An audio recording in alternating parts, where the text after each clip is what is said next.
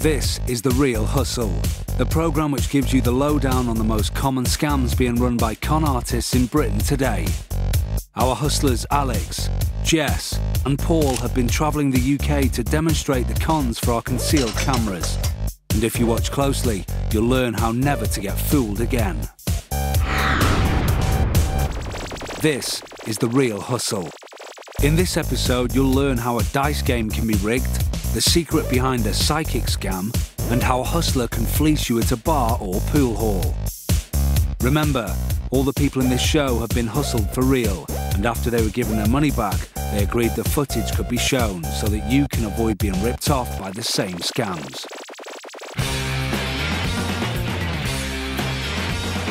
A pair of ordinary six-sided dice have 36 different ways they can land. Where there's odds, there's always a gamble to be had. And where there's a gamble, there'll always be a hustler. This is the rigged dice rip-off.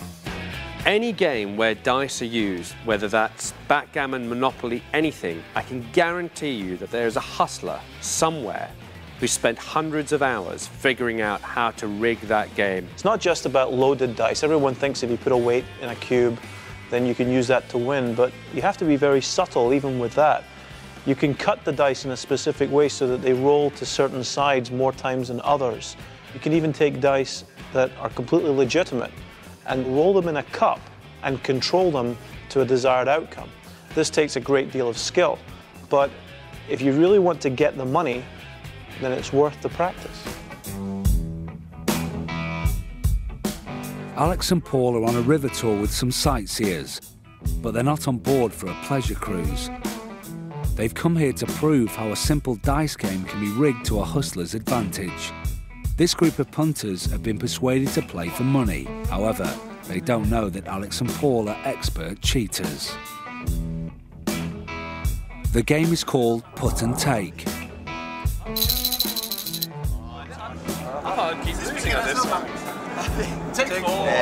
Back in it. 2 dice are rolled. One is marked P for put and T for take. If it lands on P, the player puts money in. If it lands on T, the player takes money out. It's that simple. Take 4. The second dice tells the player how much money they are either putting in or taking out. The options are 1, 2, 3, 4 or all. So the best possible roll is a take all, which means the player can take all the stash for themselves. Let's see how our hustlers do. Whoever gets this is basically what? Definitely.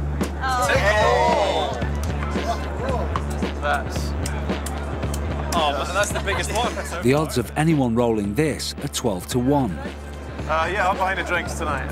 Play goes round and the rest of the players stick in a load more coins into the pot. Back to Paul. What does he throw next?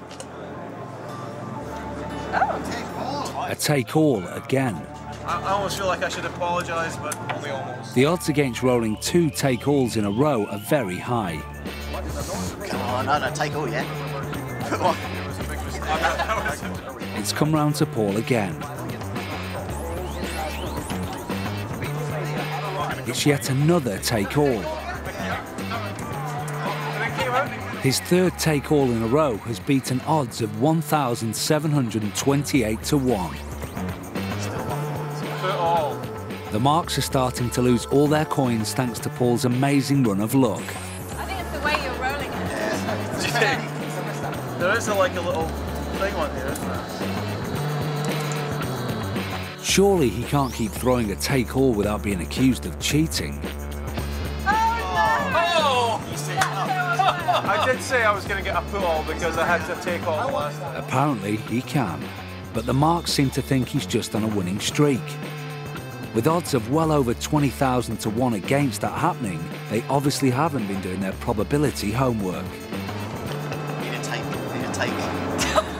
I'm done. Why not John out? It is me out. Take 4. So, how are the hustlers controlling their throws? If you look carefully at the dice that the hustlers have used, you can notice some of the edges have been delicately shaved like this. Amazingly, this tiny difference in texture causes the dice to rub inside the cup and line up in a winning combination. If they are shaken normally, they will land randomly. But if they are shaken the right way, like this, they'll always give the cheat a winning roll. No way. Which is why the hustlers have been able to empty the pockets of the marks.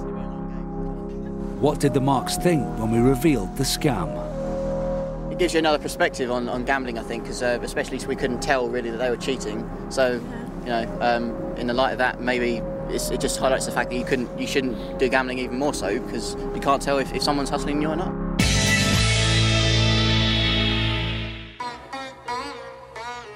A proposition bet, everybody knows a proposition bet.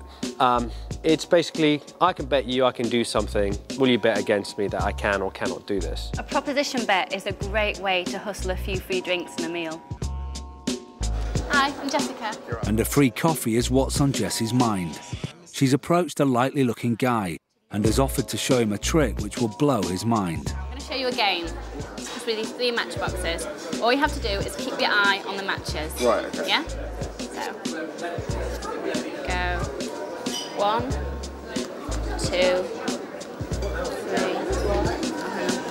Okay, forgot myself.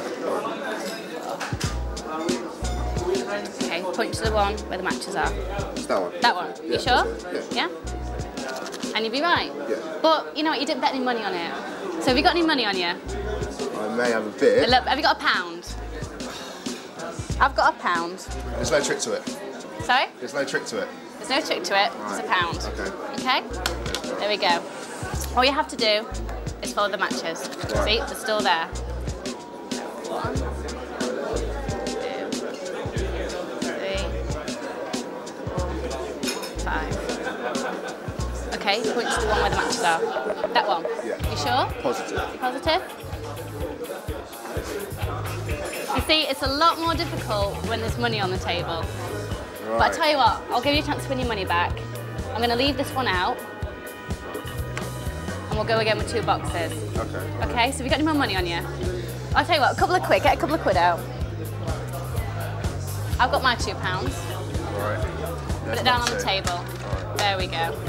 Okay, so remember, Right. keep your eye on the matches. All right.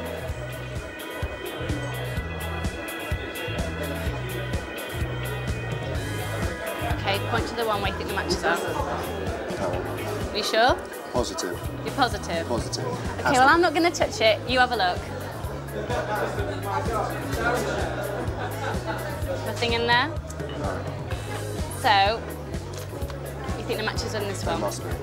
How much would you bet that the matches are in this one? How much more money have you got? I've got £2 more. It's robbery. You got another couple of quid? But I'm pretty sure they're in there. We'll put your money on the table. £2 more. £2 more. Yeah. Okay. Do you think the matches are in this one? Yeah, there must be. The matches aren't in this one. The matches, Daryl, are right here.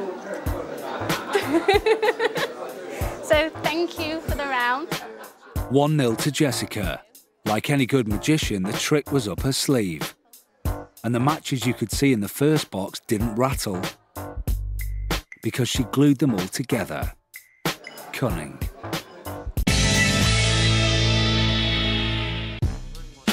Believers claim a true psychic can accurately foresee the future, and as proof of their skills, psychics may know a stranger's most intimate details. Well, Paul Wilson also has that ability, and he's not psychic at all, he's just a cynical hustler.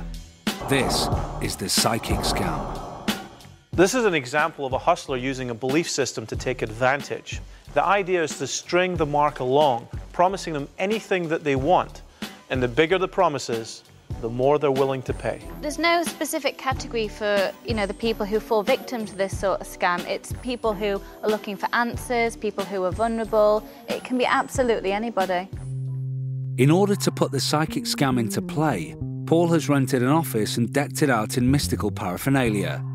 He wants to attract in unwary punters looking for answers in their lives, and then bamboozle them into giving up their hard-earned cash. Come in.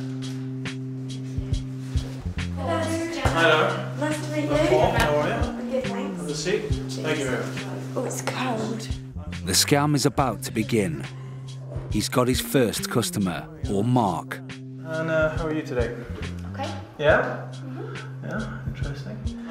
It's time for the cold reading. How are you? I'm good, thanks. Okay. A little I'm a nervous? bit nervous. Yeah. This is really a get to know you kind of session. I use some pretty unusual methods. Okay. Nothing to worry about. We won't burn anything. I basically like to try and see what kind of connection we've got. I'd like you to mix those up any way that you like. Any way is good. Paul uses fortune cards as a prop. He pretends to be getting signs off randomly picked cards. We'll make 3 piles any way that you like. And make 3 piles for me. Any way that you like. In fact, he's about to play out a pre-rehearsed script to suck the punters in and gain their trust. Got an issue on your mind right now, don't you? I do get a feeling that you have something on your mind right now. Notice how he keeps saying the same thing to each person, and how the comments he's made is always correct for every victim, even though it's the same question. You don't take everything completely at face value. You like to weigh it up and balance it a little bit. One of the most difficult things about being a fake psychic is convincing someone that you do have psychic powers. And the way that I did this is using a technique known as cold reading. Now, cold reading starts as a very basic series of Barnum statements. That's 10 statements which could apply to anybody, and because people think that they apply to them specifically, they believe that you have some kind of insight that they don't have. And basically, by using their reactions and having a good knowledge of people themselves, you can unfold somebody's personality, and as you're doing that, find out what they want and hope for, and give them that in the future. Now, having gained a degree of trust, Paul starts to wheedle some specific information out of each mark. This is going to come into play later on in the scam. Velma. Velma. Yeah. One used to push me down the stairs. Pushed you down the stairs? Yeah. Let me ask you this, do you have a specific date in your life that is important? So tell me about that, a little bit about that. What was his name? John. It was John. Do me a favour, on the wall here is a chart. You see the all the different little pictures, the collage? Yeah. The first stage is complete. It's time for Paul to perform his big convincer. We call it the miracle. First, he distracts the marks by asking them to look at the chart on the wall. You'll find out why in a moment. Just give me a second's thought and tell me which ones relate to you the most. I want you to look over the pictures, give everyone a second's consideration for me. That's it. Now he shows each mark a notepad full of doodles.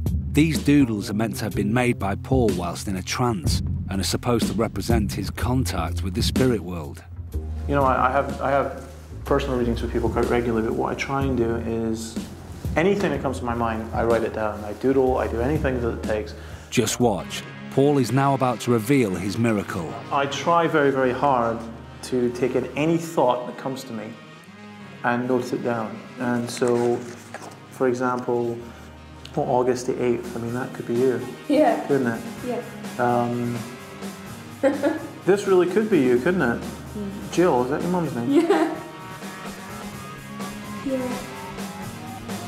I'm just being pushed down the stairs. Being pushed down the stairs.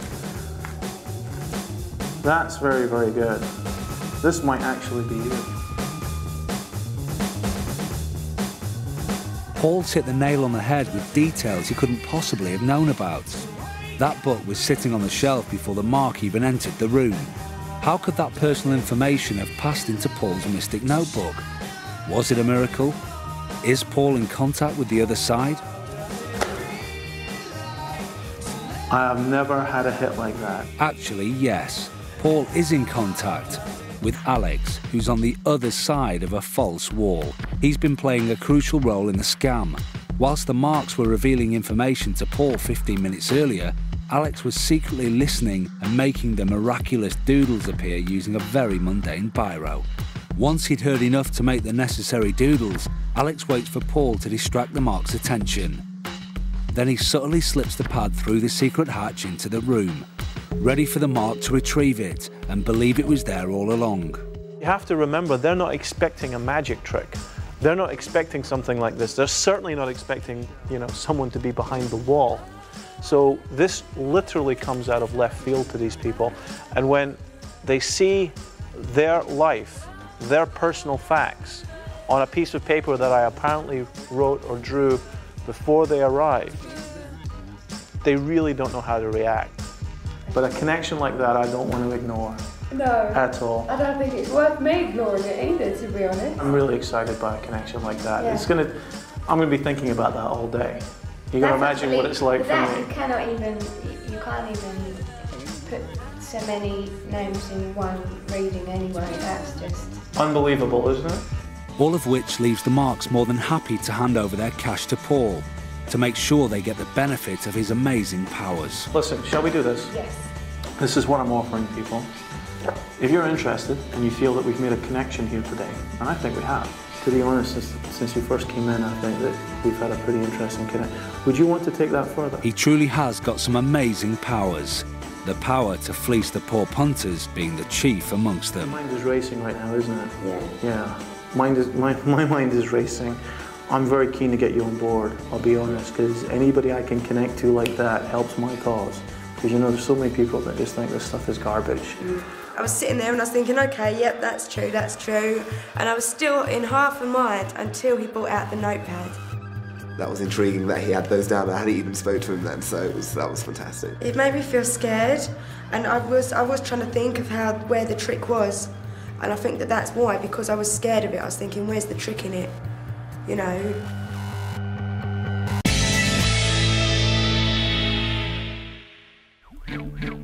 Our hustlers have come to a pool hall for a few games, but there's no time out from scamming. They're here to cheat some quick cash out of the local punters with a pool hustle. Paul's found someone who's up for a challenge. You know, while my colleague sets these up, do you gamble much? Not a lot. This is worth paying just to see. We got 3 balls at the end of the table. The idea is to take the cue ball and hit the yellow ball. But there's rules. First of all, you can't come off the table to hit it. And secondly, you cannot hit either of the 2 balls that it's balancing on. And you've got to shoot from up here. So how am I going to hit the yellow? If I can't hit the 2 balls? All right. Well, look, normally we'd take your money on this, but I'll show you how it's done first. Okay? All right? It's pretty simple.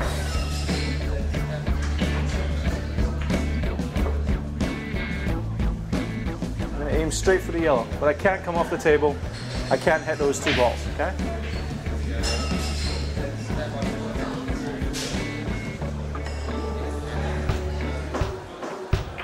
That's cheating though. That's cheating though. It is cheating, it is cheating. But listen, be honest, if I told you to go and tell one of these people you could do this and make a bet, do you think you could win money off of them with it? Of course. Yeah, all right. Well, you think you can definitely do it, right? Yeah. All right. Give me the cue ball there, please, Alex. All right, we'll do it again. One more time. This time, you do it. I do it. How much money do you think you can make with a shot like this? Anything. A lot of money, right? Yeah, as long as I bang the table. All right, okay. So you can definitely do it? I believe I can, yeah. All right, how much you bet? £5. All right, give me the £5. So Paul has revealed how his trick works. The secret is to bump the table as the white ball rolls up, so the 3 balls dislodge, and the yellow is free to be struck. But what's Paul's game here? He's just given away the secret. Surely he's on a loser. All the Mark has to do is bump the table to repeat the trick. All right, give it a shot. Remember, exactly like I showed you.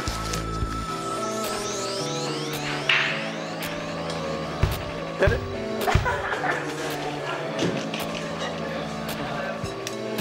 I think the problem is... You switched the balls! You switched the balls! You switched the balls! That's cheating, man! That's cheating! That's cheating! Just by saying that there's something that you're missing, you're going to get conned, but by finding out what that is, you'll be able to use this yourself on your friends. It's accepted. People enjoy it. It's almost like a joke.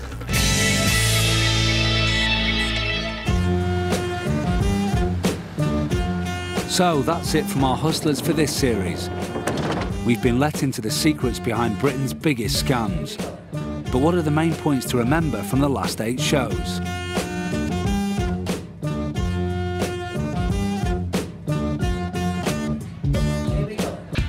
They say don't judge a book by its cover, but it's only natural to do so. And our hustlers have shown how simply putting on the right uniform allows them to get away with whatever they want. The whole network is out. So you can pay me, I'll give you a ticket. When Alex and Paul pretended to be plainclothes policemen... Okay, stop there, police. This shopkeeper was totally convinced because they looked and talked the part. Leave that money on the counter. Please let my colleague back in, please. I'm afraid that's part of the evidence as well now. You will get it back, obviously. So much so, she was happy to hand over a £600 necklace as evidence of a crime. So you're saying to me, what if all 3 of them were in on that? They'd have had me. They'd have had me then. Paul memorably also dressed as a special delivery courier. And because his act was up to scratch, he was able to easily fleece unsuspecting victims for extra postal charges on their own doorsteps. Hi, this is Rob Marks. I'm downstairs for TRH deliveries. I have a package for you. Sorry about that. I haven't got 20 quid on there. Is the check okay? And when the 3 hustlers got their motorcycle courier clothes on, they were easily able to infiltrate their way into random offices and scam the businesses by phoning their own premium rate number from the company's own phones. Sorry, 1 second. Dispatch. Very enough. Do you mind if I use your phone very quickly? It's just the dispatch. Just like a local number. Oh, yeah, absolutely. Yes, that's perfect. Okay. All right, thank you. Bye-bye. They can't get the details. They're going to basically get someone else to come out once they know who it's from. Yeah, after all that. These days, new technology and gadgets are invented faster than most people can keep up with. But hustlers have kept apace with the new inventions and used them for new and clever ways of committing crime. Alex showed how a Bluetooth computer can be used to hack into and take control of other people's mobiles, even forcing them into making premium rate calls to his own special number. And Paul and Jess proved that a wireless internet access point isn't always what it seems. I would never ever send sensitive information, such as credit card transactions, over wireless. Bogus Wi-Fi connections can be used by hustlers to fleece the unwary road warrior of their credit card details or worse.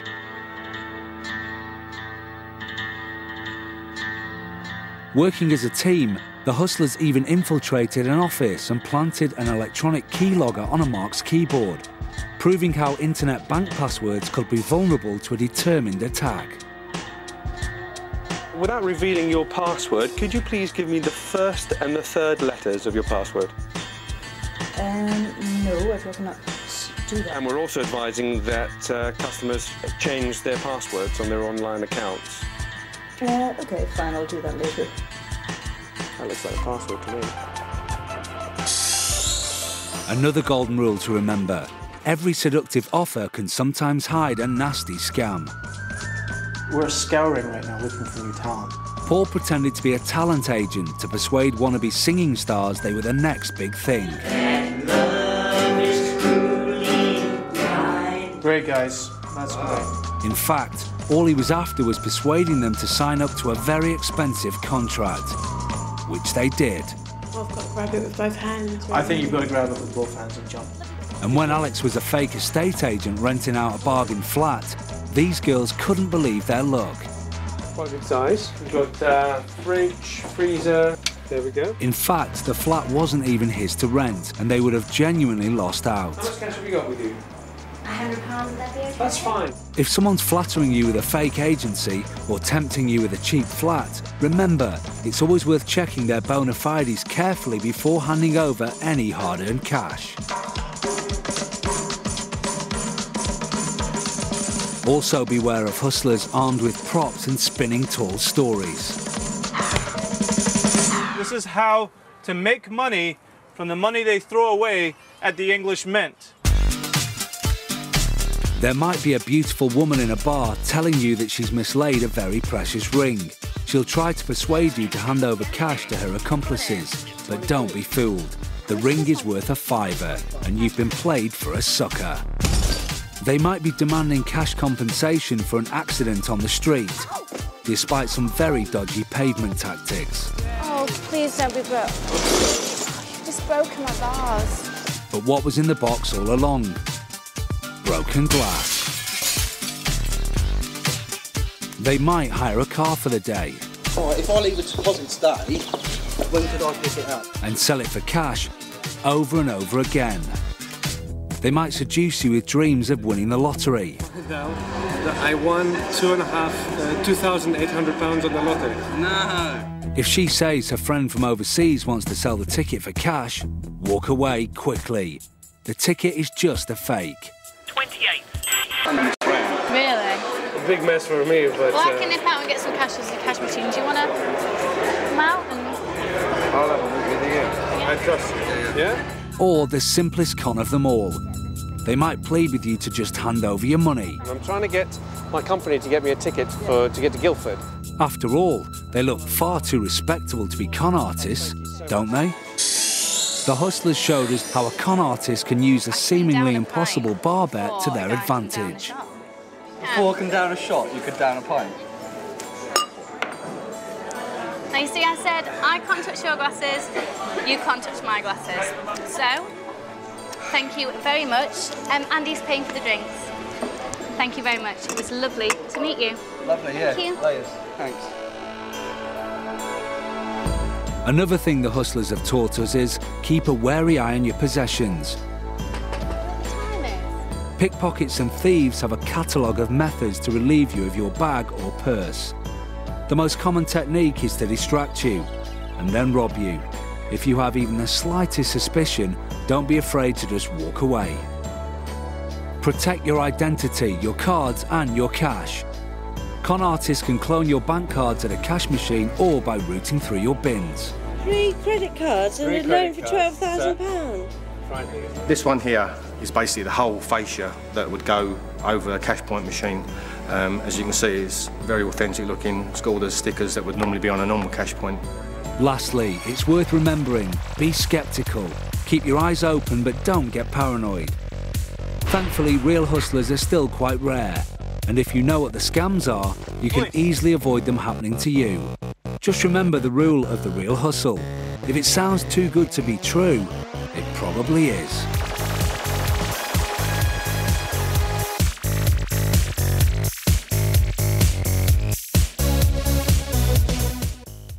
Chris Crudelli lays his healing hands on us next on BBC Three in Kick-Ass Miracles.